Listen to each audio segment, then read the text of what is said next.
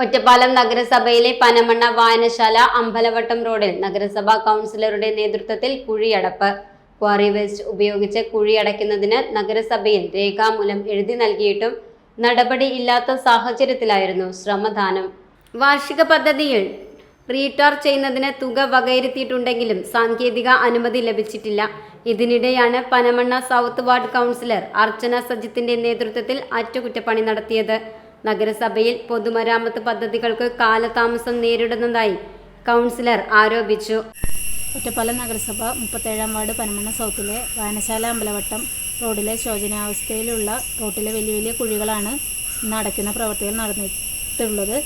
ഒറ്റപ്പാലം നഗരസഭയിൽ രേഖാമൂലം കത്ത് നൽകിയിട്ടും യാതൊരുവിധ നടപടികൾ സ്വീകരിക്കാത്ത പക്ഷം വാർഡ് കൗൺസിലറുടെയും വാർഡ് കമ്മിറ്റിയുടെയും നേതൃത്വത്തിൽ സാമ്പത്തിക സഹായം ഉൾപ്പെടെ എടുത്തുകൊണ്ടാണ് ഇന്നത്തെ പ്രവർത്തികൾ ഇവിടെ നടന്നിട്ടുള്ളത്.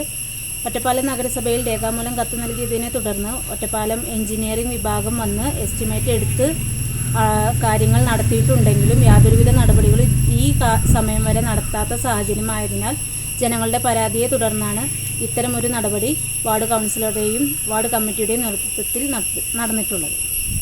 വാർഷിക പദ്ധതിയിൽ ഉൾപ്പെടുത്തി മല്ലിപ്പറമ്പ് റോഡ് റീടാർ ചെയ്യുന്നതിന് 11.5 ലക്ഷം രൂപ വകയിരുത്തി ടെൻഡർ കഴിഞ്ഞെങ്കിലും എഗ്രിമെന്റ് വയ്ക്കാത്തതിനാൽ പണി തുടങ്ങിയിട്ടില്ല.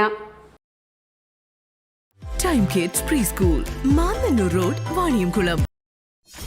.View news. കാഴ്ചകളാണ് ലോകം, കണ്ടു തുടങ്ങുക.